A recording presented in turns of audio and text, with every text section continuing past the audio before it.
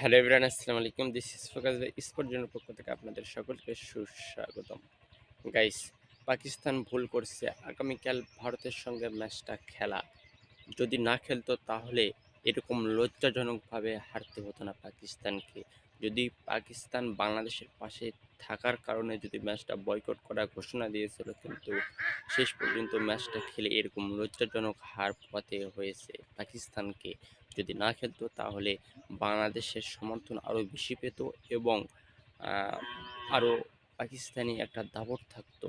কিন্তু পাকিস্তান আগামীকাল বিসিবিকে বা আমিনুল ইসলাম বুলবুলকে রিকোয়েস্ট করাইছে।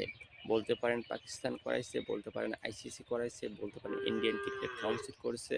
সবাই মিলে বিসিবি একটা আমিনুল ইসলাম বুলবুলকে একটা ব্যবহার করছে সব কিছুতেই, যে এরকম একটা হাইপ তুলছে, তোলার পর এরকম একটা ঘটনা ঘটিয়ে আমিনুল ইসলাম বুলবুলকে দ্বারা রিকোয়েস্ট করাইছে এবং পাকিস্তান ম্যাচটা খেলছে এবং পাকিস্তান সেখানে লজ্জাজনকভাবে হেরেছে। একদম 60 রানেরও অধিক বাজেভাবে হেরেছে পাকিস্তান। ভারত আগে ব্যাট করে 175 রানে করে 176 টার্গেট দেয়, সেখানে ব্যাটিংয়ে নেমে একদম টপ অর্ডার বাজেভাবে ফ্লপ করে। এই কারণে পাকিস্তান আর ঘুরে দাঁড়াতে পারে নাই। একদম 114 রানে অল আউট 18 ওভারে পাকিস্তান ম্যাচটা একদম লজ্জাজনকভাবে হেরেছে। খালি এই ম্যাচটা না, ইদানিং যত টি-20 বিশ্বকাপ, ওডিআই বিশ্বকাপ, এশিয়া কাপ, সবগুলো ম্যাচে ভারতের বিপক্ষে পাকিস্তান এরকম ভরাডুবি এবং একতরফা ম্যাচ তারা খেলে। আপনারা সকলেই জানেন যে বর্তমানে ভারত বাংলাদেশ যে ম্যাচটা কন্টেস্ট হয়, হাড্ডাহাড্ডি হয়, সেখানে কিন্তু সেটিও ভারত পাকিস্তান ম্যাচ আর আগের মতো হাই ভোল্টেজ বলা হয়, কিন্তু মাঠে এক সিটিও পাওয়া যায় না। তো আপনাদের মতামত কি, অবশ্যই কাইন্ডলি কমেন্ট করে জানাইতে পারেন।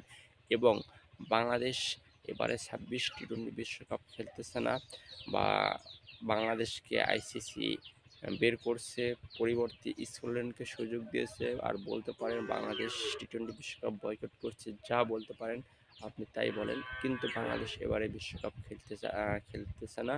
বাংলাদেশের পরিবর্তে স্কটল্যান্ড প্রায় 3টা ম্যাচ খেলে ফেলছে, বাংলাদেশ খেলতেছে না। এবং ভবিষ্যতে বাংলাদেশ এখান থেকে আরও ভালোভাবে কামব্যাক করে ইন্ডিয়াকে দেখিয়ে দিবে।